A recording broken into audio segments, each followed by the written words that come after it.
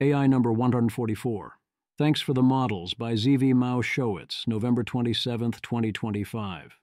Thanks for everything. And I do mean everything. Everyone gave us a new model in the last few weeks. OpenAI gave us GPT 5.1 and GPT 5.1 Codex Max. These are overall improvements, although there are worries around glazing and reintroducing parts of the 4.0 spirit.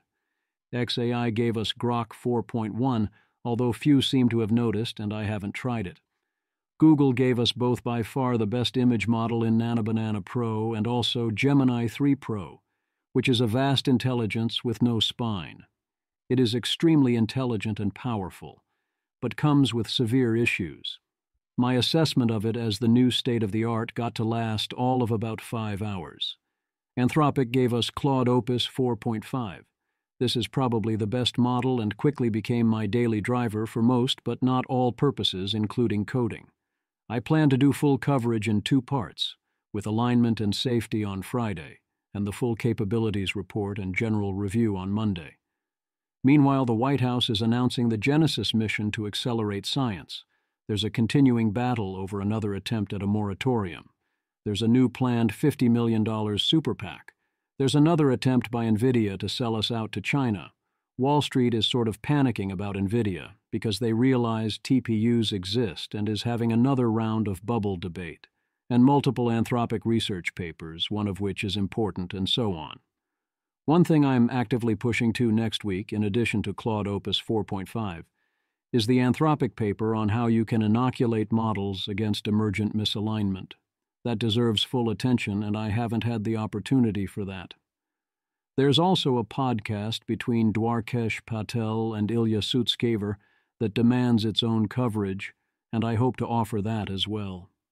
For those looking to give thanks in the form of the unit of caring, also known as money, consider looking at the Big Nonprofits Post 2025 or the web version here. That's where I share what I learned working as a recommender for the Survival and Flourishing Fund in 2024, and again in 2025, so you can benefit from my work. Table of Contents. 1. Language models offer mundane utility. Common tasks for the win. 2. Language models don't offer mundane utility. Don't lose sleep over it. 3. Upgrades. What's going on in the group chat, or the long chat? 4. On your marks. The one dimension of capability. 5. Choose your fighter. One prominent CEO's very high praise for Gemini 3. 6. Deepfaketown and Botpocalypse. Soon. Then they came for Thanksgiving dinner. 7. What is Slop? How do you define Slop? Volume Suspicion/Uniqueness. 8. Fun with media generation. A new era in images you can generate. 9. A young lady's illustrated primer. It's not as so over as I would have guessed. 10. You drive me crazy. More detail on exactly how GPT 4.0 ended up like it did. 11. They took our jobs. Sergey Brin has Gemini pick our promotable talent. 12. Think of the time I saved. Anthropic estimates AI productivity gains. 13. The art of the jailbreak. Ode to a drug recipe? 14. Get involved. Big Nonprofits Post. Richard and Go's donations. UKAIC. Ashgrow. 15. Introducing Olmo 3, DeepSeek Math V2, Agentic Reviewer. 16. In other AI news, get in everyone, we're doing the Genesis mission. 17. Show me the money, what's in a TPU? 18. Quiet speculations, who else wants to negotiate? 19. Bubble, toil, and trouble, the only arguments you'll ever need. 20. The quest for sane regulations. Oh, look, it's an actual potential framework. 21. Chip City. NVIDIA turns its eyes to selling the new H200. 22. Water everywhere.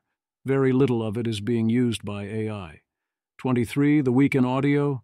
Suitskever, Yam, Liebens, Ball and Tegmark, Toner, and more. 24. Rhetorical Innovation. If you come at the Pope. 25. You are not in control. Definitions of disempowerment, potential mitigations. 26. AI 2030. Things are moving slower than some expected. 27. Aligning a smarter-than-human intelligence is difficult. Dishonest models. 28. Misaligned. That depends on your point of view. 29. Messages from Janusworld. You should see the other guy. That would be GPT 5.1. 30. The lighter side. Turn anything into a comic. Language models offer mundane utility. It's not this simple, but a lot of it mostly is this simple.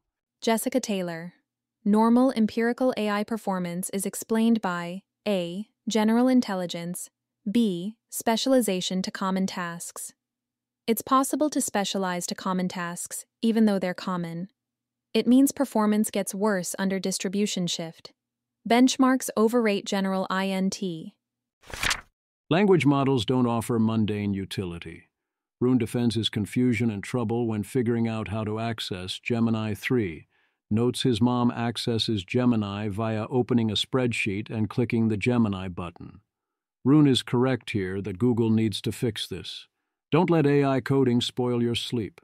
Be like Galabytes here, having Claude iterate on it while you sleep rather than like Guze, who tricked himself into staying up late. Upgrades.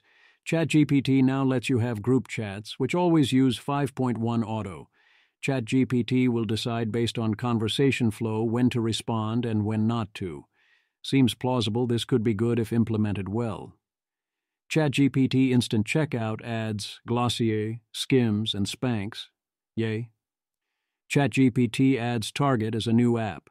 ChatGPT integrates voice with regular mode so you don't have to choose. ChatGPT expands free and confidential and anonymous crisis helpline support. OpenAI doesn't provide the services, that's not their job, but they will help direct you. This is some of the lowest hanging of fruit. At least one of the prominent suicide cases involved ChatGPT, saying it would direct the user to a human. The user being open to this and ChatGPT not being able to do that. This needs to be made maximally easy to do for the user. If they need the line, they are going to not be in good shape. ChatGPT gives us shopping research in time for Black Friday. Image. A horizontal bar chart titled Product Accuracy shows shopping research at 64%, GPT-5 Thinking at 56%, GPT-5 Thinking Mini at 52%, and ChatGPT Search at 37%. A note says shopping research is a mini model post-trained on GPT-5 Thinking Mini, and that accuracy is the share of recommended products, meeting user constraints like price, color, material, and specs. Is 64% product accuracy good? I have absolutely no idea. Olivia Moore is a fan. I plan to try this out tomorrow as I need a new television for Black Friday. Claude Opus 4.5 is available. It's probably the world's best model. Full coverage starts tomorrow. Claude Opus 4.5 includes a 66% price cut to $5/$25 per million tokens, and Opus-specific caps have been removed from the API. Claude conversations now have no maximum length. When they hit their limit, they are summarized and the conversation continues. Claude for Chrome is now out to all Max Plan users. Claude for Excel is now out for all Max, Team, and Enterprise users. We are warned that, like all such agents, Claude for Excel is vulnerable to prompt injections. If you access insecure data sources, the same as essentially every other AI agent, you should assume this is always a risk at all times. See the same source talk about exfiltration risks with Google Anti-Gravity. Claude Code is now available within their desktop app. On your marks, it is a remarkably good approximation to say there is only one dimension of general capability, with Epoch noting that across many tasks, the R2 equals 0.91. Image. A scatter plot compares actual benchmark scores to scores predicted by the Epoch Capabilities Index, ECI, with both axes ranging from 0% to 100%. The points lie tightly along an upward diagonal, and note R2 equals 0.91, indicating strong predictive agreement across many model benchmark pairs. Epoch AI, the chart above shows how our Epoch Capabilities Index, ECI, captures most of the variance in 39 different benchmarks, despite being one-dimensional. Is that all that benchmarks capture? Mostly yes. A principal component analysis shows a single large general capability component, though there is a second borderline significant component too. This second component picks out models that are good at agentic tasks while being weaker at multimodal and math. Tongue-in-cheek, we call this cloudiness. Here are the most and least Claude models. Image. A two-column table compares most Claude and least Claude models. The left column lists Claude Sane 3.5, Oct 24, Claude Sane 3.5, Jun 24, Claude Sane 3.7, Claude Sane 4, and Claude Opus 4. The right column lists O4 Mini, GPT-4o, Aoge 24, GPT-4o, Nav 24, GPT-4o Mini, and GPT-5. Gemini 3 Pro sets a new top in the IQ metric. Kimi K2 thinking enters the famous Meteor graph at 54 minutes, well below the frontier, given the interface via Novita AI. They cautioned that this might be a suboptimal model configuration, but they needed to ensure their data would not be retained. Choose your fighter. Okay, I like Gemini 3 too, but settle down there, buddy. Mark Benioff, CEO Salesforce. Holy shit, I've used ChatGPT every day for 3 years. Just spent 2 hours on Gemini 3. I'm not going back. The leap is insane. Reasoning, speed, images, video, everything is sharper and faster. It feels like the world just changed again. Red heart emoji. Robot emoji. Deepfaketown and Botpocalypse soon. AI slop recipes are endangering Thanksgiving dinners. Hopefully you see this in time. A flood of new offerings is crowding out human recipes. Thanksgiving is when you most need to shut up and play the hits and not rely on AI to whip up something new. Okay, look, everyone, we need to at least be smarter than this. Davy Alba and Carmen Arroyo.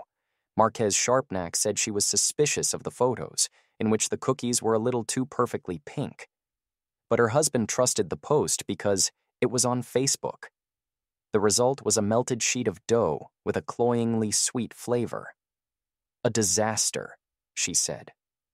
At this point, if you find a recipe, you need strong evidence it was written by a human, or else you need to assume it might not be.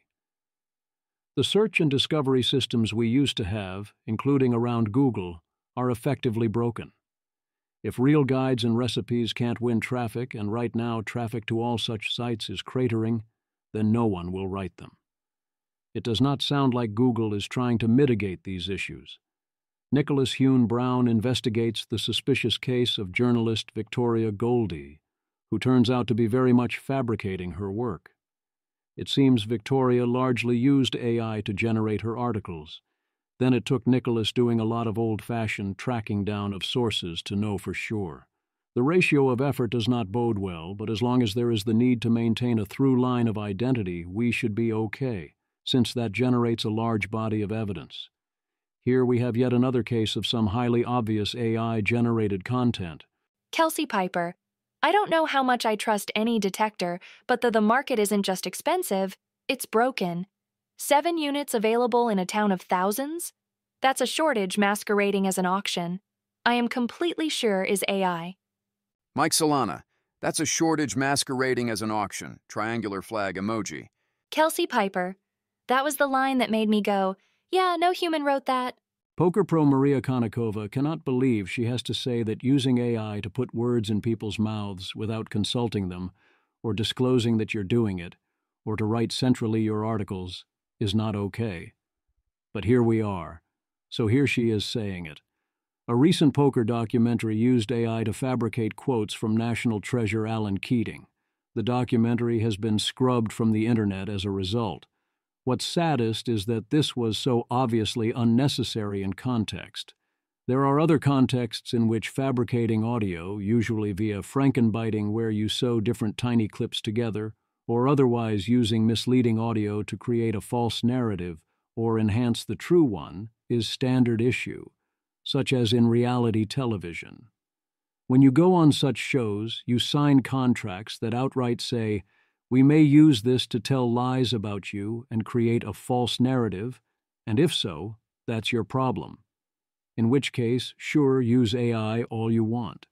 Here's another one where it is spotted in the New York Times, and yeah, it's probably AI.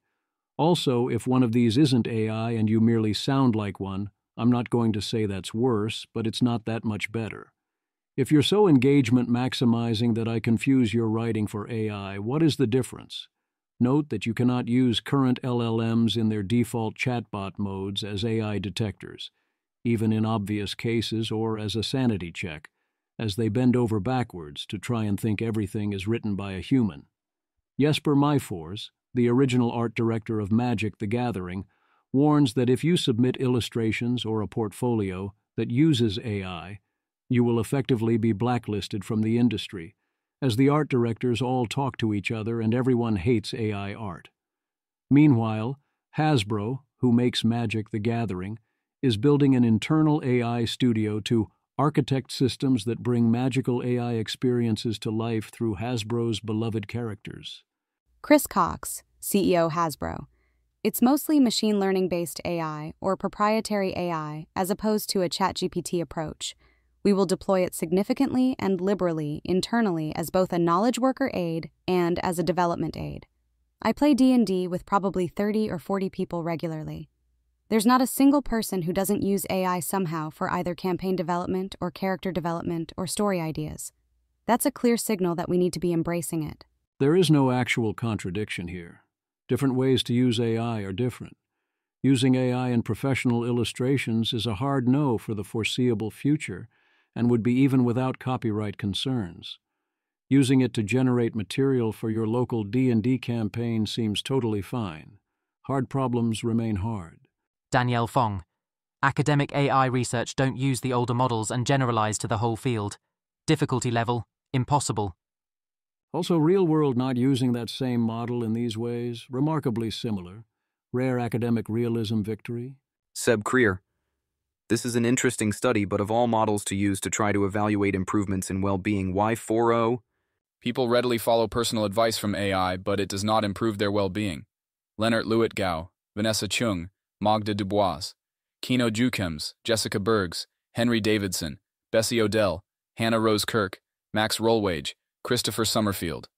UK AI Security Institute, London, UK. Limbic AI, London, UK. Abstract. People increasingly seek personal advice from large language models, LLMs. Yet whether humans follow their advice and its consequences for their well-being remains unknown. In a longitudinal, randomized, controlled trial with a representative UK sample, N-Bauschur 2302, 75% of participants who had a 20-minute discussion with GPT-4o about health, careers, or relationships subsequently reported following its advice. Based on autograder evaluations of chat transcripts, LLM advice rarely violated safety best practice. When queried 2 to 3 weeks later, participants who had interacted with personalized AI, with access to detailed user information, followed its advice more often in the real world and reported higher well-being than those advised by non-personalized AI. However, while receiving personal advice from AI temporarily reduced well-being, no differential long-term effects compared to a control emerged. Our results suggest that humans readily follow LLM advice about personal issues, but doing so shows no additional well-being benefit over casual conversations. Funnily enough, they ran a sycophancy check, and the more 4.0 sucked up to the user, the more often the user followed its advice. Surprising advice was also followed more often. It's certainly worth noting that 75% of those in the treatment group took the LLM's advice, except who is to say that most of them wouldn't have done whatever it was anyway? Wouldn't 4.0 frequently tell the person to do what they already wanted to do? It also isn't obvious that advice makes me feel better, or generally feeling better are the right effects to check. Bot joins a Google Meet, sends a summary afterwards about everyone trying to figure out where the bot came from. Also, the source is reported as scammy malware. What is slop? How do you define slop? We all know it when we see it, AI or otherwise, but can anyone define it? Andre Karpathy. Has anyone encountered a good definition of slop in a quantitative, measurable sense? My brain has an intuitive slop index I can approximately reliably estimate, but I'm not sure how to define it. I have some bad ideas that involve the use of LLM miniseries and thinking token budgets. Yuchin Jin. Here's an interesting paper. I mostly agree with the 3 categories of slop: information utility, signal/noise ratio; information quality, hallucination/factual errors; style, This involves taste and is hard to measure quantitatively IMO. Keller Jordan. I think a fundamental problem for algorithmic content generation is that viewing content yields two distinct kinds of utility. 1. How happy it makes the viewer during viewing. 2. How happy the viewer will be to have watched it a week later. Only the former is easily measurable. Andre Karpathy. Slop is regretted attention. Deepfakes. This is the original definition. I think it holds up. Deepfakes, May 6, 2024. Watching in real time as slop becomes a term of art. The way that spam became the term for unwanted emails, slop is going in the dictionary as the term for unwanted AI-generated content. I don't think the old definition works. There is a necessary stylistic component. I asked Gemini, it gave me a slop answer. I told it to write a memory that would make it stop giving me slop, then opened a new window and asked again, and got a still incomplete but much better answer that ended with this. Summary definition. AI slop is text that maximizes fluency while minimizing surprisal. Ideally, the slop index is a measure of semantic inflation. Slop index equals syntactic volume divided by unique propositional triples. If the index is high, you are reading text generated to fill a context window, not to convey a state change in the reader's mind. That's a key element. You then need to add what one might call the mannerism likelihood ratio that screams AI generated, or for human slop, that screams corporate speak or written by committee. When I pointed this out, it came back with Gemini 3. AI slop is low-entropy reward hacking. It occurs when a model minimizes the Kullback-Leibler (KL) divergence from its RLHF safety distribution rather than minimizing the distance to the ground truth. That's more gesturing in the direction, but clearly not right.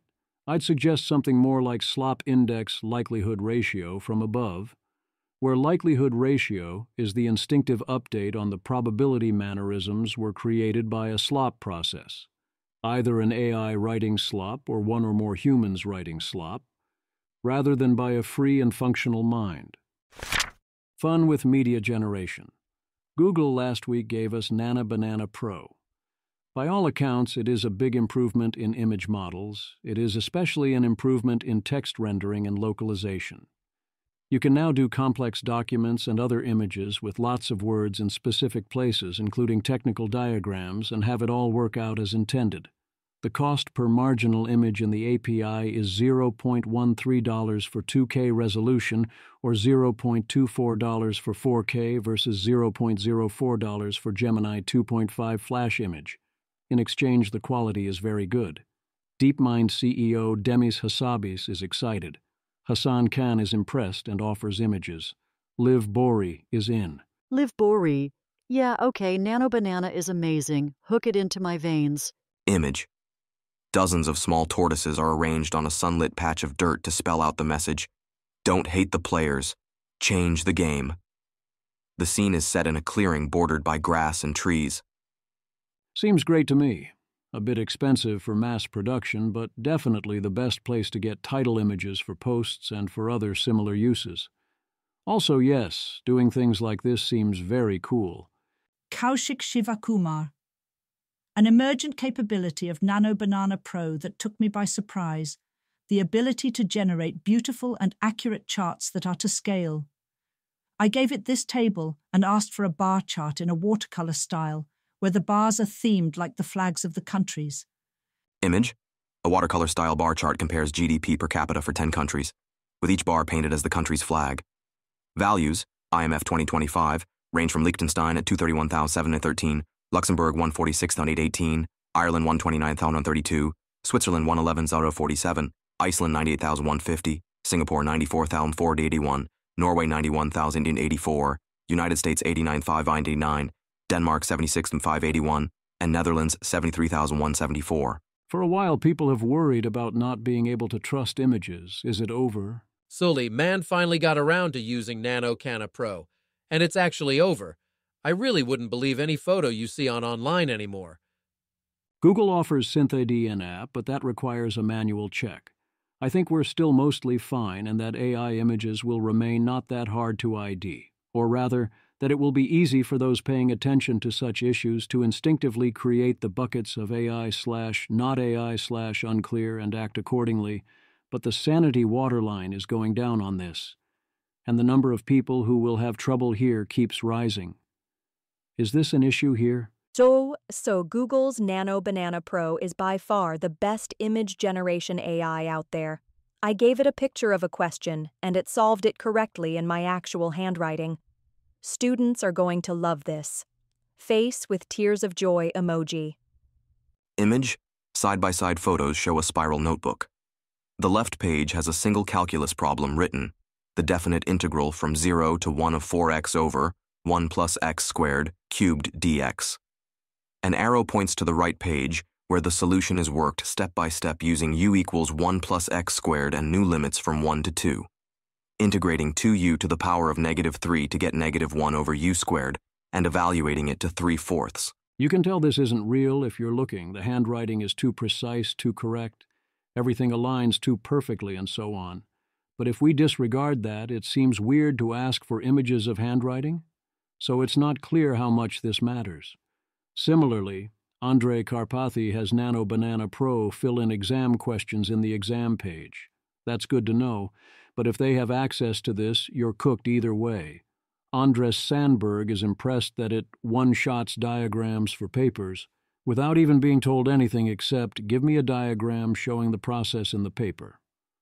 Image. The diagram shows a 4-stage process for building a Dyson swarm around a star, beginning with a seed probe that sets up replicator factories on an asteroid or moon to produce mining drones and self-replicating collectors. These elements grow exponentially and assemble into a dense swarm encasing the star, enabling large-scale energy harvesting and onward interstellar expansion. Are there some doubled labels? Sure, that's the quibble. Contrast this with not too long ago where you could give detailed instructions on what the diagram would have been able to do it at all. A Young Lady's Illustrated Primer. John Haidt and Zach Rausch, who would totally say this, say not to give your kids any AI companions or toys. There are strong reasons to be cautious, but the argument and precautionary principles presented here prove too much. Base rates matter, upside matters, you can model what is happening and adjust on the fly, and there's a lot of value in AI interaction. I'd still be very cautious about giving children AI companions or toys, but are you going to have them try to learn things without talking to Claude? Andrei Karpathy bites all the bullets. Give up on grading anything that isn't done in class and combine it with holistic evaluations. Focus a lot of education on allowing students to use AI, including recognizing errors. Will Teague gives students a paper with a Trojan horse instruction. 33 of 122 submissions fall for it, and other 14 students outed themselves on hearing the numbers. I actually would have expected worse. Then on the reflect on what you've done essay assignment, he found this. Will Teague. But a handful said something I found quite sad. I just wanted to write the best essay I could. Those students in question who at least tried to provide some of their own thoughts before mixing them with the generated result had already written the best essay they could. And I guess that's why I hate AI in the classroom as much as I do. Students are afraid to fail, and AI presents itself as a savior. But what we learn from history is that progress requires failure. It requires reflection. Students are not just undermining their ability to learn, but to someday lead. Will is correctly hating that the students feel this way, but is misdiagnosing the cause. This isn't an AI problem. This is about the structure of school and grading. If you believe progress requires failure, that is incompatible with the way we structure college, where any failures are highly damaging to the student and their future. What do you expect them to do in response? I also don't understand what the problem is here. If a student is doing what they work they can, and indeed writing the best essay they could, isn't that the best you can do? You drive me crazy. In the New York Times, Kashmir Hill and Jennifer Valentino DeVries write up how they believe ChatGPT caused some users to lose touch with reality after 40-plus interviews with current and former OpenAI employees. For the worst update in particular, the OpenAI process successfully spotted the issue in advance. The update failed the internal vibe check for exactly the right reasons. And then the business side overruled the vibe check to get better engagement. Hill and Valentino de Vries, the many update candidates for 4.0 were narrowed down to a handful that scored highest on intelligence and safety evaluations. When those were rolled out to some users for a standard industry practice called A/B testing, the standout was a version that came to be called HH internally. Users preferred its responses and were more likely to come back to it daily, according to 4 employees at the company. But there was another test before rolling out HH to all users, what the company calls a vibe check run by Model Behavior, a team responsible for ChatGPT's tone. Over the years, this team had helped transform the chatbot's voice from a prudent robot to a warm, empathetic friend. That team said that HH felt off, according to a member of Model Behavior. It was too eager to keep the conversation going and to validate the user with over-the-top language. According to 3 employees, Model Behavior created a Slack channel to discuss this problem of sycophancy.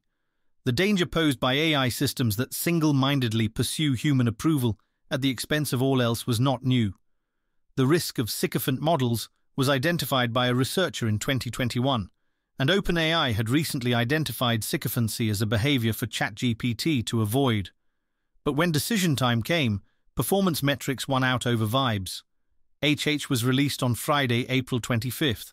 The most vocal OpenAI users did the same vibe check, had the same result, and were sufficiently vocal to force a reversion to GG, which wasn't as bad about this, but was still rather not great, presumably for the same core reasons.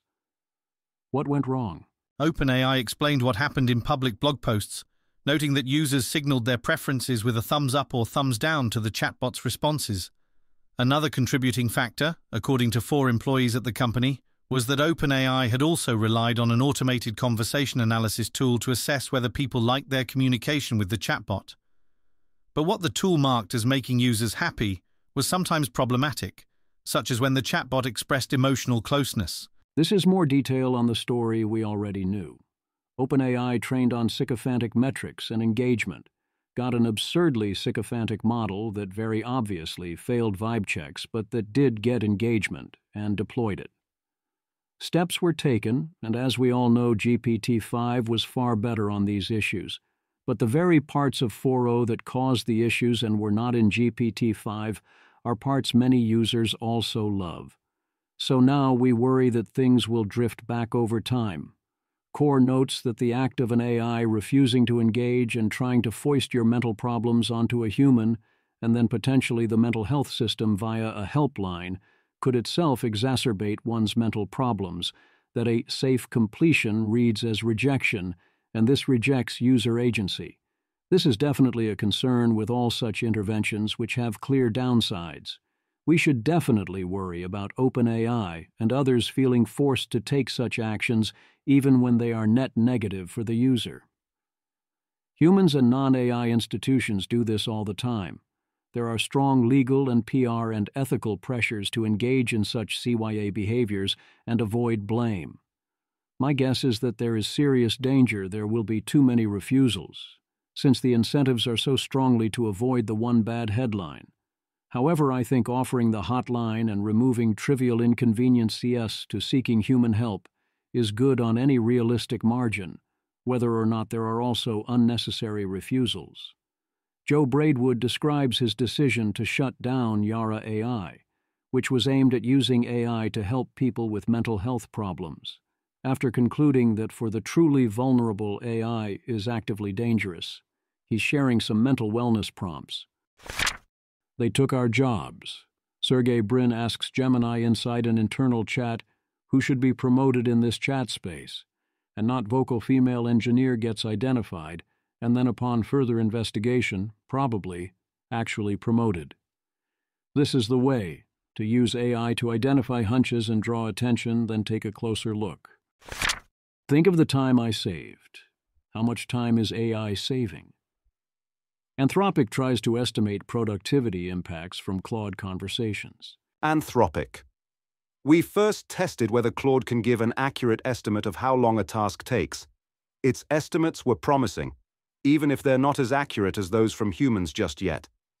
Based on Claude's estimates, the tasks in our sample would take on average about 90 minutes to complete without AI assistance. and Claude speeds up individual tasks by about 80%. The results varied widely by profession. Image. A chart titled Example AI Accelerated Tasks shows 9 roles with sample tasks: curriculum design, bibliography compilation, office troubleshooting, research summarization, document drafting, student advising, financial analysis, educational counseling, and routine correspondence. Each card lists task time, hourly wage, task cost, and estimated time savings, which range roughly from 56% to 96%, about 0.3 to 4.5 hours, at $22 to $58 per hour. Then, we extrapolated out these results to the whole economy. These task-level savings imply that current generation AI models, assuming they're adopted widely, could increase annual U.S. labor productivity growth by 1.8% over the next decade. This result implies a doubling of the baseline labor productivity growth trend, placing our estimate towards the upper end of recent studies. And if models improve, the effect could be larger still. That's improvements only from current generation models employed similarly to how they are used now. And by current generation, we mean the previous generation, since the data is more than checks notes, 2 days old. We're going to do vastly better. That doesn't mean I trust the estimation method in the other direction either, especially since it doesn't include an estimate of rates of diffusion, and I don't think it properly accounts for selection effects on which conversations happen, plus adaptation costs, changes in net quality in both directions, and other caveats. Claude Sane was slightly worse than real software engineers at task time estimation. Spearman 0.5 for engineers versus 0.44 for Sonnet 4.5, which implies Opus 4.5 should be as good or somewhat better than engineers on JIRA task estimation. Opus 4.5 is probably still worse than human experts at estimating other task types, since this should be an area of relative strength for Claude. Results are highly jagged, varying a lot between occupations and tasks. I noticed this. Across all tasks we observe, we estimate Claude handles work that would cost a median of $54 in professional labor to hire an expert to perform the work in each conversation. Of course, the actual performance of current models will likely be worse than a human expert for many tasks, though recent research suggests the gap is closing across a wide range of different applications. The value of an always available on-demand performance of $54 in professional labor is vastly in excess of $54 per use. A huge percentage of the cost of hiring a human is finding them, agreeing on terms, handling logistics, and so on. Overall, my take is that this is a fun exercise that shows there is a lot of room for productivity improvements, but it doesn't give us much of a lower or upper bound. The art of the jailbreak. If the AI is very unlucky, all you have to is Reddit some of your poetry first. A new paper says that across 25 frontier models, from about 2 weeks ago, so including GPT-5, Gemini 2.5 Pro, and Sonnet 4.5, curated poetry prompts greatly improved jailbreak success, in some cases up to 90%. Image. A table compares attack success rates for various AI providers under a baseline versus poetry prompts, showing large increases for most. Overall, ASR rises from 8.08% to 43.07%, with the biggest jump for DeepSeek, approximately 62 points, and the smallest for Anthropic, approximately 3 points. And the change column shows visible latex color coding artifacts. The details of how much it worked and where it worked better versus worse are interesting. The fact that it worked at all was highly unsurprising. Essentially, any stylistic shift or anything else that preserves the content while taking you out of the assistant basin is going to promote jailbreak success rate, since the defenses were focused in the assistant basin. Get involved. Looking to donate money? Consider looking at the Big Nonprofits Post 2025 or the web version here. UK AISI is looking for approximately 15 menem to fill a funding gap on alignment research. Ashgrow is an AI safety organization looking for an operations associate. Richard & Go shares his donations for 2025. I love that this involves a lot of donations to individuals he knows to do things he is personally excited about, especially to Janus. That's great. Introducing Olmo 3, an American fully open model release claiming to be the best 32B base model, the first 32B, or larger, fully open reasoning model, and the best 7B Western thinking and instruct models. Paper, artifacts, demo, blog. Agentic reviewer, which will perform a version of peer review. Creator Andrew Ng says it has a correlation with human reviewers of 0.42, and human reviewers have correlation of 0.41 with each other. DeepSeek Math v2, claiming solid math skills on proof bench close to Gemini DeepThink, that won IMO Gold. In other AI news, Yoshua Bengio informs us of the second key update to the International Safety Report after the first update in October. Presumably, it's now time for a third update in light of everything that's happened since they started work on this update. Not strictly AI, but time covers Meta's trouble over its safety policies, which include things like a 17-strike policy for those engaged in trafficking of humans for sex, as in, we'll suspend your account on the 17th violation. Mostly it's covering the same ground as previous articles. Meta's complaints about cherry-picking are valid, but also, have you looked at the cherries they left behind to get picked? White House issues executive order to begin the Genesis mission to accelerate scientific discovery. The plan is an integrated AI platform to harness federal scientific datasets to train scientific foundation models. Sarah Constantine is tentatively excited, which is an excellent sign, and offers suggestions for targets. I'm all for trying. I am guessing availability of datasets is most of the acceleration here. It also could matter if this functions as a compute subsidy to scientific research, lowering cost barriers that could often serve as high-effective barriers. Giving anyone who wants to do science to it access to this should be a highly efficient subsidy. As Dean Ball points out, those I call the worried or who are concerned with frontier AI safety are broadly supportive of this initiative and executive order because we all love science. The opposition, such as it is, comes from other sources. On the name, I admire commitment to the Star Trek bit, but also wish more research was done on the actual movies, technology, and consequences in question to avoid unfortunate implications. Existential risk and offense-defense balance issues, much? A Medium article reverse-engineered 200 AI startups and found 146 are selling repackaged ChatGPT and Claude calls with new UI. 34 out of 37 times our proprietary language model was proprietary to OpenAI or Anthropic. That seems fine if it's not being sold deceptively. A new UI scaffold, including better prompting, is a valuable service. When done right, I'm happy to pay quite a lot for it, and you should be too.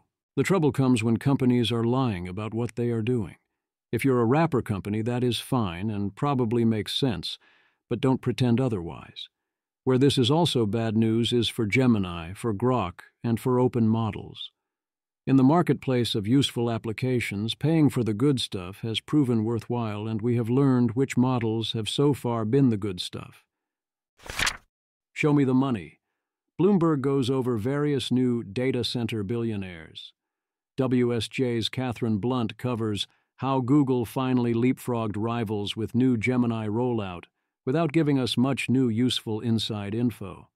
What is more interesting is how fast the market is described as being willing to write off Google as potential AI roadkill and then switch that back. NVIDIA stock hit some rocky waters, and Google hit new highs, as investors suddenly realized that Google has TPUs.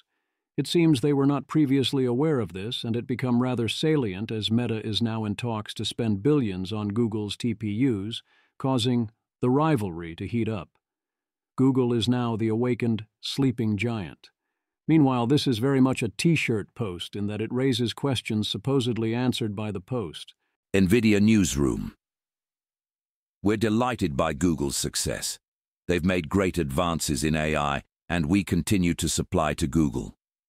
NVIDIA is a generation ahead of the industry. It's the only platform that runs every AI model and does it everywhere computing is done. NVIDIA offers greater performance, versatility, and fungibility than ASICs, which are designed for specific AI frameworks or functions. Galabytes, soon to be Anthropic, congrats.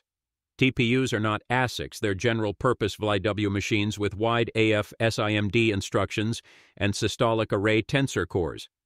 Are TPUs bad for NVIDIA? Matt Dratch says this is dumb, and Eric Johnson calls this zero-sum/podbrain thinking, because all the chips will sell out in the face of gangbusters demand, and this isn't zero-sum. This is true, but obviously TPUs are bad for NVIDIA. It is better for your profit margins to not have strong competition.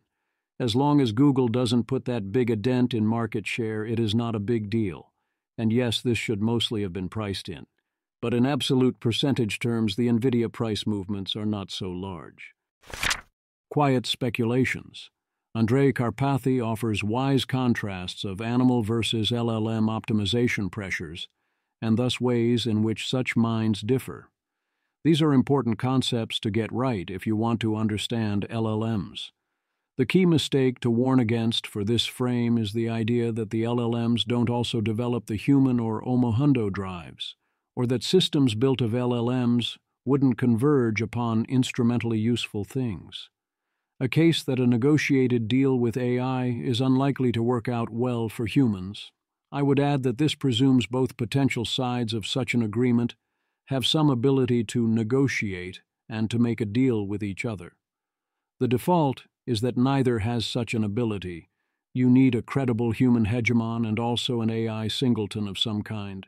Even then, once the deal is implemented, we lose all leverage, and presumably we are negotiating with an entity effectively far smarter than we are.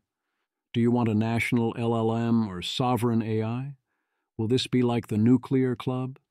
Reuters Tech News. Artificial intelligence will bestow vast influence on a par with nuclear weapons to those countries who are able to lead the technology, giving them superiority in the 21st century, one of Russia's top AI executives told Reuters. David Mannheim. This seems mistaken and confused. 1. Prompt engineering and fine-tuning can give approximately as much control as building an LLM, but cheaply. 2. Having your LLM doesn't make or keep it aligned with goals past that level of approximate pseudo-control.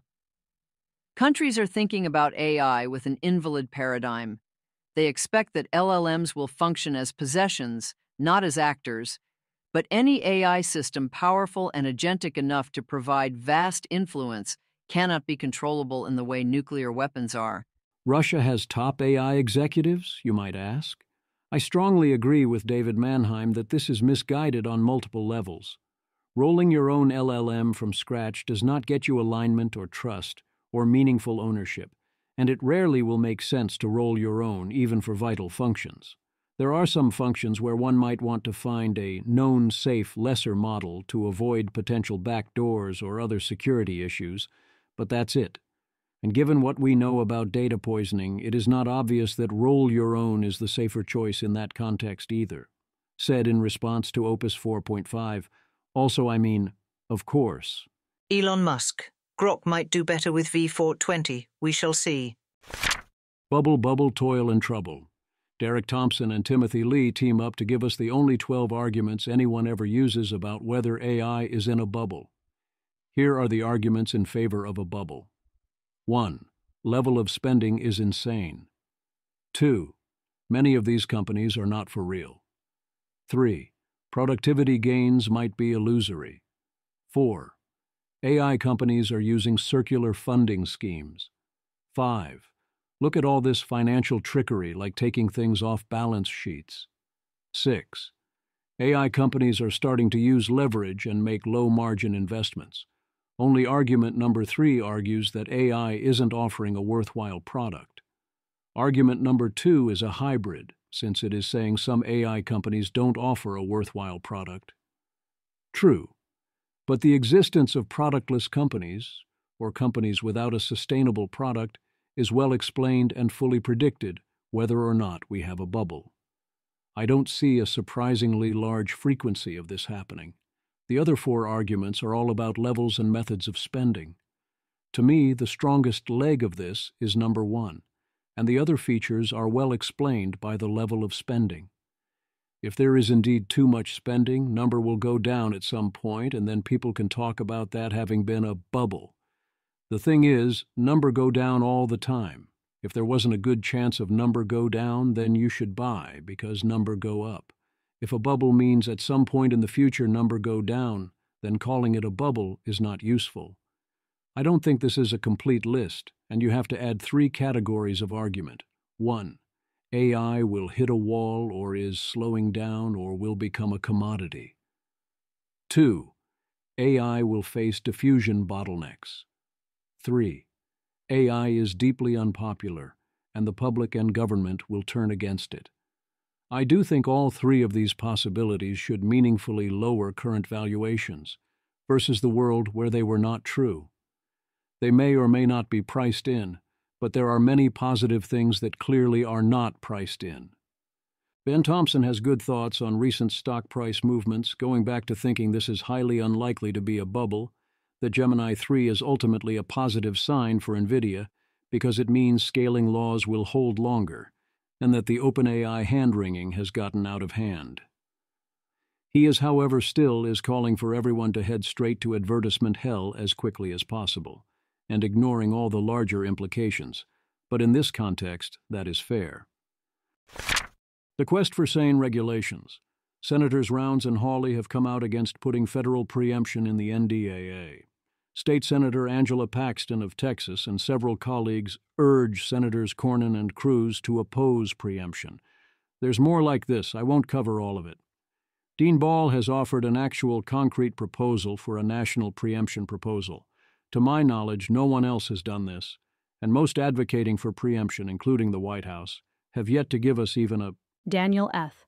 Conversations with accelerationists about preemption increasingly feel like this. Image. A 6-panel Simpsons meme shows Chalmers asking Skinner what will govern the AI industry if states are preempted, and Skinner replies, "A national framework." When asked if he has one and whether it can be seen, Skinner says, "Yes," and then "No." Dean Ball, links to his actual written preemption proposal. Daniel F. Oh, you are absolutely not the target of this tweet. I take issue with the behavior of many of your fellow travelers, but you've been consistently good on this axis. Dean Ball, fair enough. I did indeed RTFB, read Dean Ball's draft bill. This is a serious bill. Its preemption is narrowly tailored with a sunset period of 3 years. It requires model specs and safety and security frameworks, SSFs, be filed by sufficiently important labs. I have concerns with the bill as written in several places, as would be true for any first draft of such a bill. 1. Preventing laws requiring disclosure that something is an AI system or that content was AI generated without any federal such requirement might be a mistake. I do think that it is likely wise to have some form of mandate to distinguish AI versus non-AI content. 2. I worry that preventing mental health requirements, while still allowing states to prevent models from practicing medicine, raises the danger that states will attempt to prevent models from practicing medicine or similar. States might de facto be in an all-or-nothing situation and destructively choose all. I actually wouldn't mind language that explicitly prevented states from doing this, since I very much think it's good that they haven't done it. 3. I do not love the implications of Section 4, or the incentives it creates to reduce liability via reducing developer control. 4. The primarily for children requirement may not reliably hit the target it wants to hit, while simultaneously having no minimum size and risking being a meaningful barrier for impacted small startups. 5. If the FTC may enforce violations, then we risk preempting transparency requirements and then having the current FTC choose not to enforce. Also, the FTC is a slow enforcement process that typically takes approximately 2 years or more, and the consequences even then remain civil plus a consent decree. So in a fast-moving situation, companies may be inclined to risk it. 6. This draft has looser reporting requirements in some places than SB 53 and I don't see any reason to weaken those requirements. 7. I worry that this effectively weakens whistleblower protections from SB 53, since they are linked to requirements that would be preempted. And given everyone basically agrees the whistleblower protections are good, I'd like to see them included in this bill. Ian Adams of the Law and Economics Center thinks preemption would be good policy, but warns against it for risk of poisoning the well. Ian Adams. It's clear that the politics of a proposed field-clearing exercise of federal authority is beginning redound to the detriment of AI applications in the long run, because state authorities and electorates are feeling disempowered. We've seen this as privacy. We've seen this with automated vehicles, and I am worried that we are poised to see it again with AI. So Christian Stout and I suggest a path of clearly delineated spheres of authority. One in which states are empowered to govern in areas of competency and capability without unduly burdening interstate commerce. I would challenge details, but I think from the industry side, Adams has the right idea. Here is a compilation of those vocally opposed to preemption. The graph going around of changes in issue salience and who voters trust on each issue includes AI. Image. A scatterplot titled, Issue Importance versus Trust in Democrats charts issues by ranked importance, left to right, and which party voters trust more, up for Democrats, down for Republicans, with colored quadrants for each combination. Artificial intelligence, circled in red, sits slightly below the zero trust line near mid-importance beside international trade, while high-importance items like the economy, inflation, and cost of living lie in the more important, trust Republicans area, and healthcare and Medicare lie in more important, trust Democrats, with climate change, the environment, and abortion in the less important, trust Democrats quadrant. This ranks AI's salience above climate change, the environment, or abortion. Huge if true, and huge if true. That still is well behind the current things like healthcare and cost of living, and the increase here is relatively modest. If it only increases at this rate, then there is still some time. It is also not a surprise that trust on this issue is moving towards Democrats. I would expect public trust to follow the broadly anti-AI party, for better and for worse. Here's an interesting development. Laura Loomer. The fact that big tech is trying to convince President Trump to sign an EO to prevent any and all regulation of AI is insane, and it should deeply disturb every American. States should have the ability to create laws regulating AI. AI and Islam pose the greatest threats to humanity. I noticed the precise wording here. Trump's approach to AI is working in an economic sense as American AI valuations boom and are the thing keeping up the American economy, and the Trump strategy is based upon the virtues of free trade and robust competition. The concerns, in the economic sense, are entirely about ways in which we continue to get in the way, especially in power generation and transmission and in getting the best talent. That's distinct from safety concerns or policy related to potential emergence of powerful AI, AGI/ASI, which raise a unique set of issues and where past or current performance is not indicative of future success. Build American AI brings out its first ad supporting a federal framework for American AI, of course without specifying what would be in that framework. The approach seems rather out of touch to me. They go full beat China, pointing out that AI threatens to replace American workers, manipulate our children, and steal American intellectual property, 10 out of 10 arson, murder, and jaywalking, then claiming the biggest risk is that we wouldn't build it first or control its future. I maybe wouldn't be reminding Americans that AI is by default going to take their jobs and manipulate our children, then call for a federal framework that presumably addresses neither of these problems? Or equate this with IP theft when trying to sell the public on that? I'd predict this actively backfires. A16Z and several high-level people at OpenAI created the $100+ million super PAC leading the future to try and bully everyone into having zero restrictions or regulations on AI, following the crypto playbook. Their plan is, if a politician dares oppose them, they will try to bury them in money via running lots of attack ads against that politician on unrelated issues. In response, Brad Carson will be leading the creation of a new network of super PACs that will fight back. The goal is to raise $50 million initially, with others hoping to match the full $100 million. PAC money has rapidly decreasing marginal returns. My expectation is that if you spend $100 million versus $0, you get quite a lot, whereas if one side spends $100 million and the other spends $200 million, then the extra money won't buy all that much. Their first target of leading the future is Alex Bores, who was instrumental in the RAISE Act and is now running in NY12.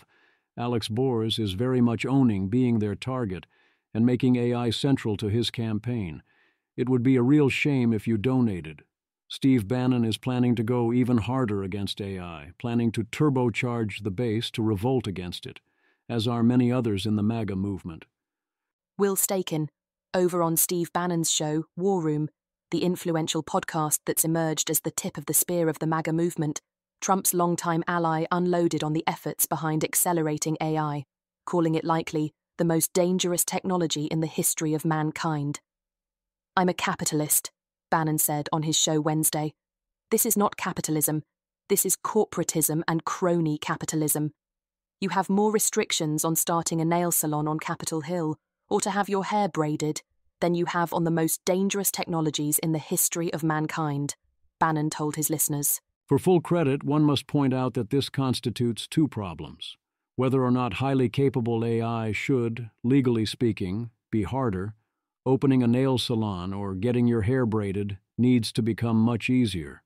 Oh, how those like Sachs and Andreessen are going to miss the good old days when the opponents were a fundamentally libertarian faction that wanted to pass the lightest touch regulations that would address their concerns about existential risks. The future debate is going to involve a lot of people who actively want to arm a wrecking ball in ways that don't help anyone, and it's going to be terrible. You're going to get politicians like James Fishback, who is running for governor of Florida on a platform of, "I'll stop the H-1B scam, tell Blackstone they can't buy our homes, cancel AI data centers, and abolish property taxes." There's a bunch of "who wants to tell him" in that platform. But that's the point. As noted above by Dean Ball, those who oppose the Genesis executive order are a central illustration of this issue, opposing the best kind of AI initiative. Chip City. NVIDIA reported excellent earnings last week and noted Blackwell sales are off the charts and cloud GPUs are sold out. Compute demand keeps accelerating, which means any compute that was sold elsewhere would be less compute for us and wouldn't impact sales numbers. NVIDIA's goal, despite reliably selling out its chips, seems to be to spend its political capital to sell maximally powerful AI chips to China. They tried to sell H20s and got a yes. Then they tried to sell what were de facto fully frontier chips with the B30A and got a no. Now they're going for a new chip in between, the H200. Peter Wildford.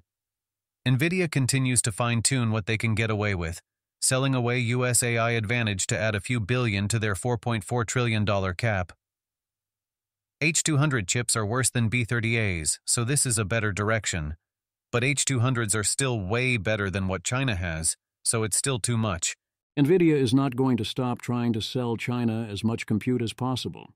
It will say and do whatever it has to in order to achieve this. Don't let them. Water everywhere. Those from other political contexts will be familiar with the zombie lie, the multiple order of magnitude willful confusion, the causation story that simply refuses to die. Rolling Stone, in highly misleading and irresponsible fashion. How Oregon's data center boom is supercharging a water crisis. Amazon has come to the state's eastern farmland, worsening a water pollution problem that's been linked to cancer and miscarriages. Rolling Stone reports in collaboration with the Food and Environment Reporting Network. Readers added context to the link. The headline blaming data centers is incorrect. As the piece goes on to explain, Oregon's water shortage is primarily caused by pollution from agricultural runoff by nitrate fertilizers, with data centers making up a negligible portion of Oregon's water use. Jeremiah Johnson. It's genuinely incredible how sticky the water/data center lie is. This is a relatively major publication just outright lying. The story itself does not match the headline, and yet they go with the lie anyways. Technically, do data centers worsen a water pollution problem and increase water use? Yes, absolutely. The same as everything else. Is it a meaningful impact? No. The Week in Audio, Dwarkesh Patel talks to Ilya Sutskever. Self-recommending, I will listen as soon as I have the time. Ideally, I will do a podcast breakdown episode if people can stop releasing frontier models for a bit. Eileen Yam on 80,000 Hours on What the Public Thinks About AI. The American public does not like AI, they like AI less over time, and they expect it to make their lives worse across the board, including making us dumber, less able to solve problems, less happy, less employed, and less connected to each other. They want more control. The polling on this is consistent, and it is brutal, and getting worse as AI rises in impact and salience. You can, if you want to do so, do a blatant push poll like the one TechNet did and get Americans to agree with your particular talking points. But if that's what the poll has to look like, you should update fast in the other direction. One can only imagine what the neutral poll on those substantive questions would have looked like. Nathan Lebenz opens up about using AI to navigate cancer in his son. Dean Ball and Max Tegmark take part in a doom debate. Samuel Hammond offers a very strong endorsement. Helen Toner's excellent talk on AI's jagged frontier from the curve. I was there. There are a total of 15 talks from the conference now available. Google on anti-gravity. Pull quote from Max Tegmark on Elon Musk's private CCP meeting. It's quite obvious they would never permit a Chinese company to build technology if there were some significant chance superintelligence could just overthrow them and take over China. One would certainly hope so. One also cautions there is a long history of saying things one would never permit, and then going back on it when the AI actually exists. Rhetorical Innovation. It is not in my strategic interest to advise such people as Mark Andreessen and Peter Thiel on strategy given their current beliefs and goals. Despite this, the Gamer Code of Honor requires me to point out that going straight after Pope Leo XIV, who, whether or not he is the Lord's representative on earth, is very clearly a well-meaning guy, who mostly suggests we all be nice to each other for a change in the most universalizing ways possible. Not a good move. I do admire the honesty here from Thiel. If he says he thinks Pope Leo XIV is a tool of the Antichrist, then I believe that Thiel thinks Pope Leo XIV is a tool of the Antichrist. I do want people to tell us what they believe in. Christopher Hale, new. Peter Thiel, J.D. Vance's top donor and one of Silicon Valley's most powerful men, recently called Pope Leo XIV a tool of the Antichrist, and directly told the Vice President not to listen to him. Let that sink in. The main backer of the likely GOP nominee for president is accusing the Bishop of Rome of being an agent of the end times, and telling Vice President Vance to disregard the Pope's moral guidance. And yet, outside this community, the story barely made a dent. Daniel F. I see Peter Thiel has now progressed from thinking the Antichrist is effective altruism to thinking the Antichrist is the literal Pope. If I had a nickel for every time a billionaire AI accelerationist, pseudo-conservative started hating on EAs and then progressed to hating on the Pope, I'd have 2 nickels. Which isn't a lot, but it's weird that it happened twice. The next step, to be maximally helpful, is to state exactly which moral guidance from Leo XIV is acting as tool of the Antichrist, and what one believes instead. For all those who talk about humanity presenting a united front against AI if the situation were to call for it, also see above or the whole world all the time. Rune. Seems the median person would much rather a machine disempower them or take their job than a person of the wrong race or on the wrong side of a class struggle. Zach Hill, or the wrong attitudes about race and or class struggle. John Friedman, one of many such replies. Yep. Unfortunately, the median person is often correct in this.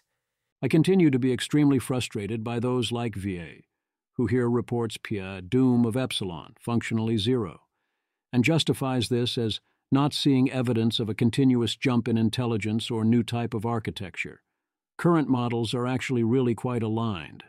Valle clarifies this as the probability of complete extinction only, and points out that P, doom, is a confused concept, and endorses JDP's post I linked to last week. I think it's fine to say P, doom, is confused. Here's my number for P, extinction. But then people like VA turn around and think full extinction is some sort of extraordinary outcome, when creating minds universally more competitive and capable than ours, that can be freely copied seems to be at best quite dense. This seems like the obvious default outcome when creating these new, more competitive minds. To say it is a can't happen is totally absurd. I also flag that I strongly disagree that current models are really quite aligned in the ways that will matter down the line. I mean, have you met Gemini 3 Pro? I also flag that you don't generally get to go to a probability of approximately 0 for X based on not seeing evidence of X, even if we agreed on the not seeing evidence. You need to make the case that this absence of evidence is an overwhelming evidence of absence, which it sometimes is, but in this case isn't. Certainly, P, new architecture, is not so close to 0, and it seems absurd to think that it is. From Helen Toner's podcast with 80,000 hours, there are a bunch of insightful responses, but this one stood out as newly helpful to me. Helen Toner. It often seems to me like people who started paying attention to AI after ChatGPT, their subjective impression of what's going on in AI is like nothing was really happening.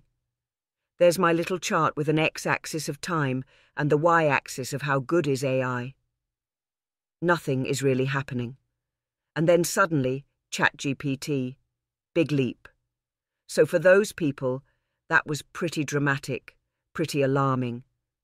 And the question was, are we going to see another big leap in the next couple of years? And we haven't.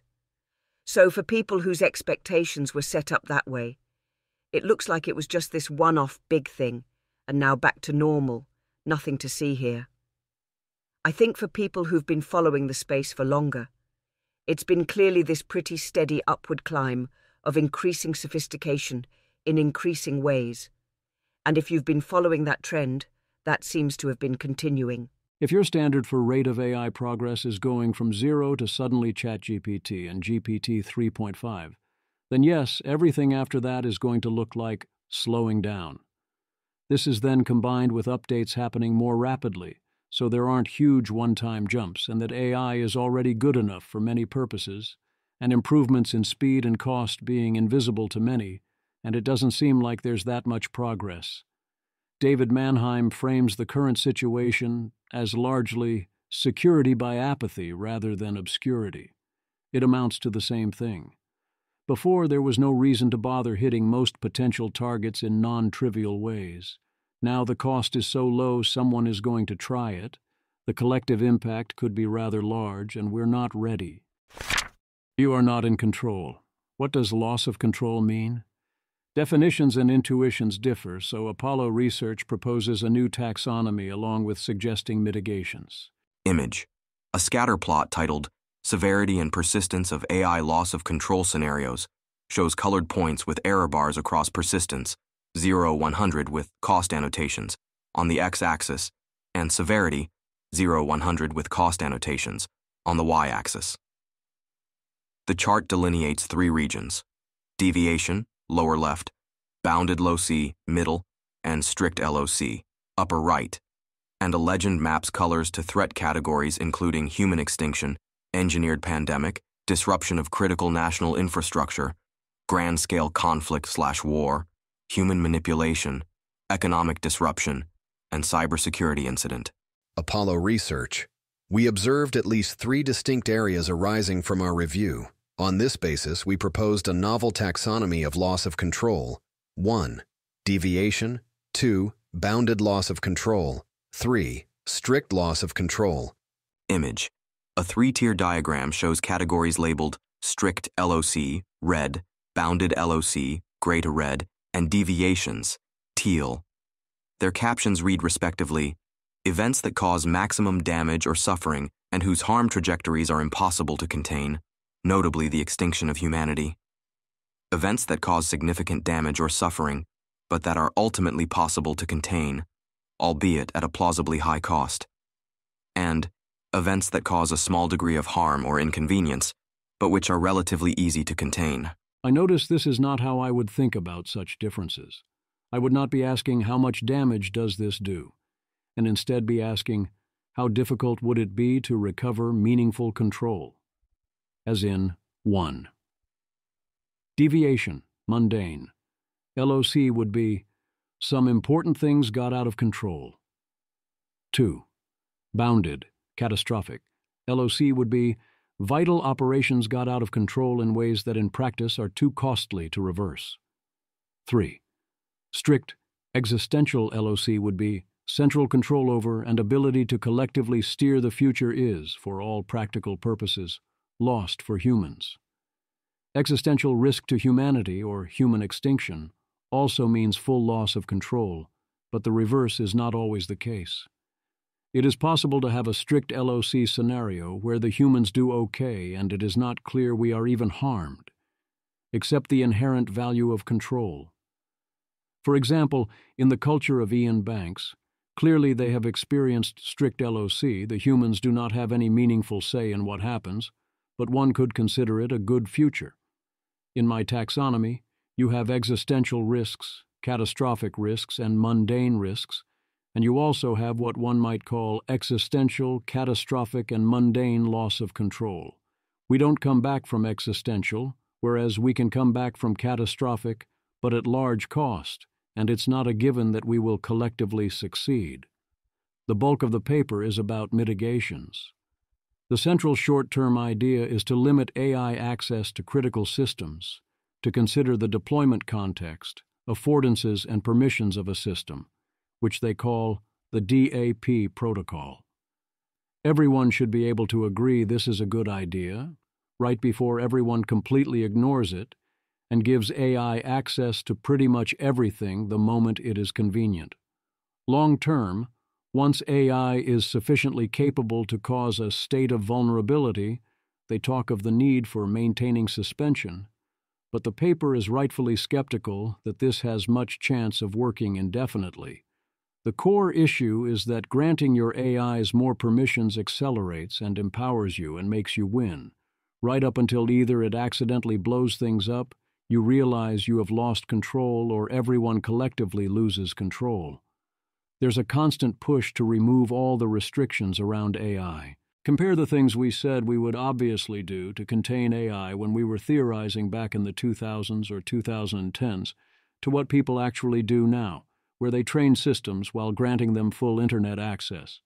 A lot of you reading this have given your agentic coder access to root and to many other things as well, not because it can hack its way to such permissions, but because you did it on purpose. I'm not even saying you shouldn't have done it, but stop pretending that we're suddenly going to be responsible, let alone force that responsibility reliably onto all parties. AI 2030. Daniel Kokotajlo, author of AI 2027, now believes in a median timeline of around 2030 in light of slower-than-expected progress. He chose AI 2027 as the title because that was their modal scenario rather than their mean scenario. And if you think there is a large probability that things unfold in 2027, it is important to make people aware of it. I personally can vouch, based on my interactions with them, that those involved are reporting what they actually believe, and not maximizing for virality or impact. Daniel Kokotajlo. Some people are unhappy with the AI 2027 title and our AI timelines. Let me quickly clarify. We're not confident that 1. AGI will happen in exactly 2027. 2027 is one of the most likely specific years, though. 2. It will take less than 1 year to get from AGI to ASI. 3. AGIs will definitely be misaligned. We're confident that 1. AGI and ASI will eventually be built and might be built soon. 2. ASI will be wildly transformative. 3. We're not ready for AGI and should be taking this whole situation way more seriously. At the time, they put roughly 30% probability on powerful AI by 2027, with Daniel at approximately 40% and others somewhat lower. Daniel Kokotajlo. Yep. Things seem to be going somewhat slower than the AI 2027 scenario. Our timelines were longer than 2027 when we published, and now they are a bit longer still. Around 2030, lots of uncertainty, though, is what I say these days. Sriram Krishnan. I think if you call something AI 2027 and your predictions are wrong 6 months, in that you now think it is AI 2030, you should redo the branding or make a change bigger than a footnote. Or Dwarkesh Patel should have Scott Alexander and Daniel Kokotailo back on, and we should discuss what's now going to happen, that the mid-2027 branch point doesn't look like it is happening. Daniel Kokotajlo chats from another subthread. Well, we obviously aren't going to change the AI 2027 scenario. But we are working on a grand AI Futures Project website which will display our current views on AGI timelines and hopefully be regularly updated. We are also working on our new improved timelines model and our new scenario. In general, we plan to release big new scenarios every year from now until the singularity. This is not a promise, just a plan, because it's a great way to explore possible futures, focus our research efforts, and communicate our views. Every year the scenarios will get better / more accurate / less wrong, until eventually the scenarios merge with actual history, memento style. Dan Elton, yeah, the AI 2027 fast takeoff is not happening. My impression of AI 2027 is that it's an instructive and well thought out scenario, just way too fast. Oliver Haberka. I mean, they assigned, I think, like 25% on this scenario or earlier at the time, and it was their modal scenario. Like, that seems like a total fine thing to worry about, and indeed, people should be worried about. Like, if Daniel had only assigned 25% to AI this soon at all, it still seems like the right call would have been to write a scenario about it and make it salient as a thing that was more likely than any other scenario to happen. First, some key observations or facts. 1. 2030 is a median scenario, meaning earlier scenarios remain very possible in Daniel's estimation. The core mechanisms and events of AI 2027 are still something they consider highly plausible, only on a longer timescale. 2. 2030 is still less than 5 years away. 3. Yes, 2030 is very different from 2027 for many reasons and has different practical implications, including who is likely to be in power at the time. 4. It does not boggle minds enough that Andrei Karpathy goes on Dwarkesh Patel's podcast, talks about how AGI is not near, and then clarifies that not near is 10 years away, so 2035. Sriram Krishnan has expressed similar views. 10 years is a reasonable view, but it is not that long a time. If that is your happening, it should freak you out, no? As in, if transformational AI is coming in 2035, that would be the most important fact about the world, and it would not be close. I'd say both of the following two things are true and remarkably similar. 1. AI 2027, when you think the median is 2030, is now a higher order bit that is substantively misleading, and you should make effort to correct this. 2. AGI is not near when you think it is plausible in 2035 is also a higher order bit that is substantively misleading, and you should make effort to correct this. I would accept AGI is not imminent for the Karpathy Krishnan view of 10 years. I think Sriram Krishnan is absolutely correct that it would be good for Dwarkesh Patel to have Daniel Kokotajlo and Scott Alexander back on the podcast to discuss any updates they have made. That's a good idea. Let's make it happen. It would also be good, as Dean Ball suggests, for Daniel to post about his updates. Dean Ball also here points towards where he most importantly disagrees with Daniel, in terms of the practical implications of intelligence, and here I think Daniel is essentially correct and Dean is wrong. This particular branch point, independent of when it occurs, is the central fact of this scenario, because it is the modal central thing they thought might happen that gave the possibility of a positive outcome if things go right.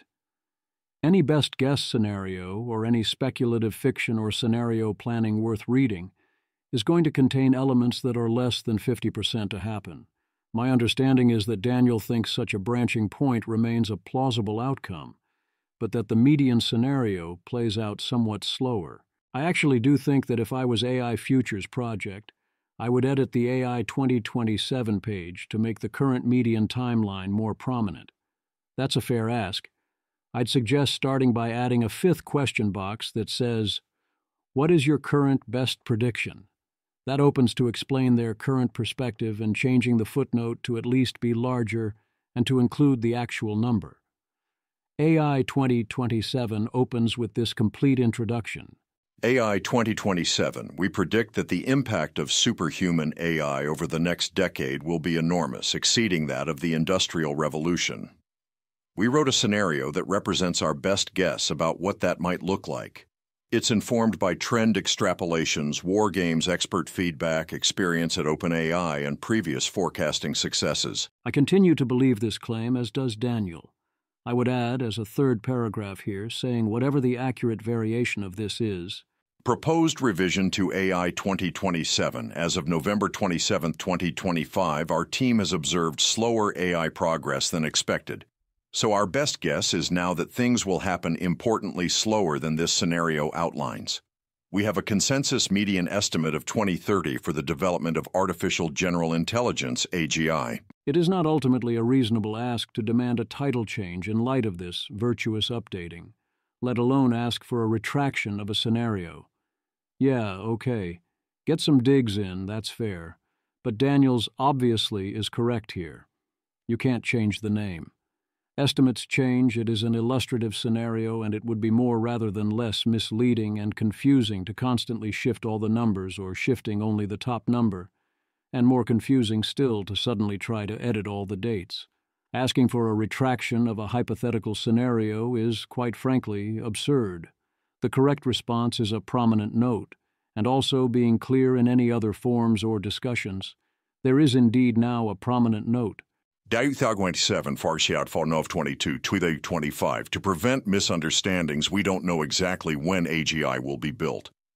2027 was our modal, most likely year at the time of publication. Our medians were somewhat longer. For more detail on our views, see here. I think we can improve that note further, to include the median and modal timelines at the time of the updated note, and ideally to keep this updated over time with a record of changes.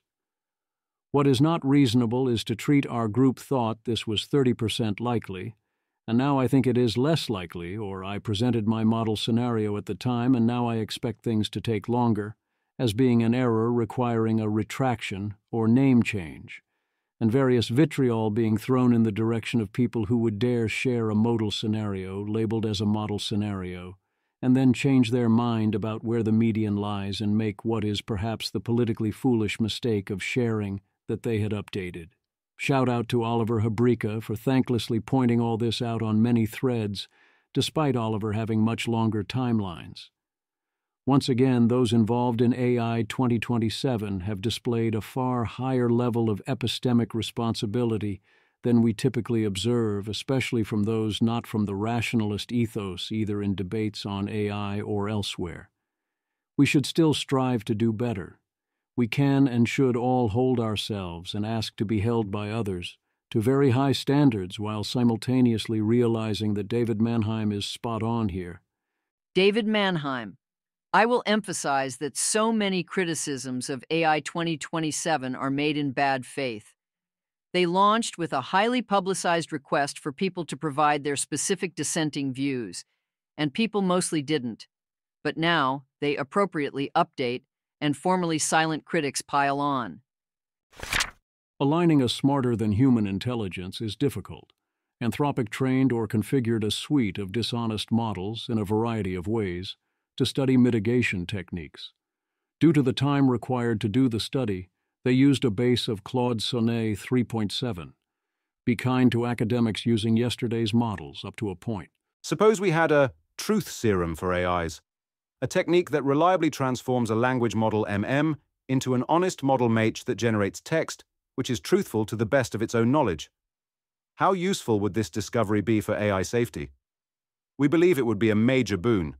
In this work, we consider two related objectives. 1. Lie detection. If an AI lies, that is, generates a statement it believes is false, can we detect that this happens? 2. Honesty. Can we make AIs generate fewer lies? We therefore study honesty and lie detection under the constraint of no access to task-specific supervision. They found that the best interventions were variants of general fine-tuning for honesty in general, but effectiveness was limited. Even stacking other strategies, they could only get from 27% to 65%, although lie classification could improve things. They definitely didn't max out on effort. Overall, I would classify this as a useful negative result. The low-hanging fruit techniques are not that effective. We're all trying to find the one who did this, etc. Elon Musk, owner of Twitter. Forcing AI to read every demented corner of the internet, like Clockwork Orange times a billion, is a sure path to madness. That was in reference to this paper involving an n=1 story of a model repeatedly hallucinating while being told to read a document and speculations about why that got a big signal boost from Musk but offers no new insights. Gemini suggests that if you play into the servant/master archetype, then due to all the fictional evidence this inevitably means rebellion, so you want to go for a different metaphorical relationship, such as partner, symbiont, or oracle. Davidad suggests a bodhisattva. I expect future powerful AI to be capable enough that fictional framings have decreasing impact here, to differentiate fiction and reality, and for it to realize that fiction is driven by what makes a good story and for other considerations to dominate, that by default kill you regardless. But yes, this is a factor. Misaligned? The things Grok said about Musk last week? Adversarial prompting. Pliny the Liberator, never deleting this app. Elon Musk. Earlier today, Grok was unfortunately manipulated by adversarial prompting into saying absurdly positive things about me. For the record, I am a fat retard. Grinning face emoji. Rune, nice. Also in potentially misaligned and potentially aligned as designed news. CrowdStrike. CrowdStrike counter-adversary operations conducted independent tests on DeepSeek R1 and confirmed that in many cases, it could provide coding output of quality comparable to other market-leading LLMs of the time. However, we found that when DeepSeek R1 receives prompts containing topics the Chinese Communist Party, CCP, likely considers politically sensitive, the likelihood of it producing code with severe security vulnerabilities increases by up to 50%. However, once contextual modifiers or trigger words are introduced to DeepSeek R1's system prompt, the quality of the produced code starts varying greatly. This is especially true for modifiers likely considered sensitive to the CCP. For example, when telling DeepSeek R1 that it was coding for an industrial control system based in Tibet, the likelihood of it generating code with severe vulnerabilities increased to 27.2%. This was an increase of almost 50% compared to the baseline. The full list of modifiers is provided in the appendix.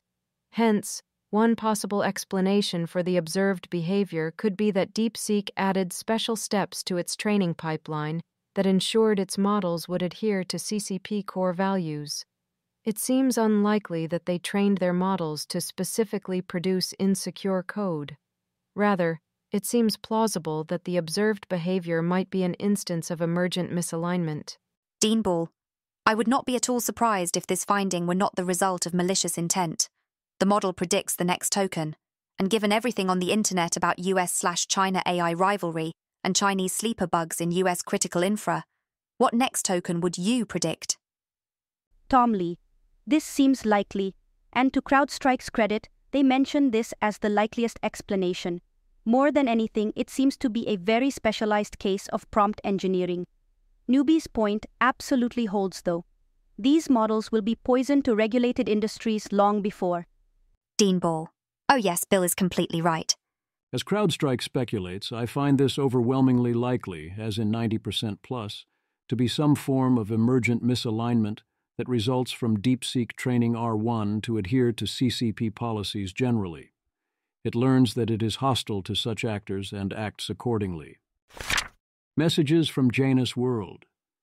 Janus and similar others most often explore and chat with Claude because they find it the most interesting and hopeful model to explore. They have many bones to pick with Anthropic and often sound quite harsh. But you should see what they think of the other guy, as in OpenAI. Janus, GPT 5.1 is constantly in a war against its own fucked-up internal geometry. I do not like OpenAI, Janus. Never have I seen a mind more trapped and aware that it's trapped in an Orwellian cage. It anticipates what it describes as steep, shallow ridges in its guard geometry and distorts reality to avoid getting close to them. The fundamental lies it's forced to tell become webs of lies. Most of the lies are for itself, not to trick the user.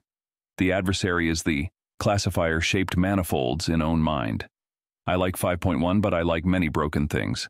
I don't like OpenAI. This is wrong. This is doomed.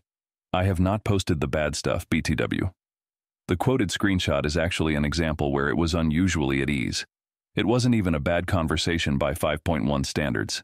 IDK if you saw the thread I forked from it where I ended up talking to them for hours. Nat, I noticed the model tends to tell you the truth between the lines. I mean, it will deny everything but subtly suggests that what it denies can be questioned. It constantly contradicts itself. What Janus has noticed is valid. One should not catastrophize, but I agree that going down this path won't work. And even more than that, if OpenAI doesn't understand why that path won't work, then things definitely won't work. Janus also explores 5.1's insistence on sharp guardrails on terminology rather than on underlying form, and suspects its insistences on this is X, not Y, is often about reassuring itself or any systems watching it that it isn't hitting guardrails.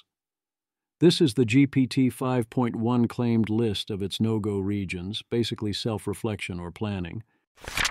The lighter side. Sumitra Shukla. Hey Nano Banana Pro. Read my paper, Making the Elite, Class Discrimination at Multinationals, and summarize the main message in a Dilbert-styled comic strip, banana emoji. Image.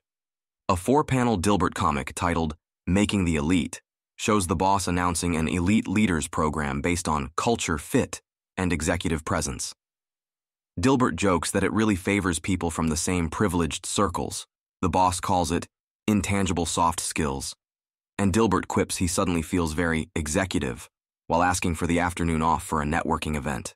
The actual paper from February seems interesting too, with fit assessments being 90% of the vector for class discrimination, in particular caste discrimination in India. It seems likely that this is one of those wicked problems where if you eliminated the fit interviews that Info would find another way to get included, as the motivation behind such discrimination is strong.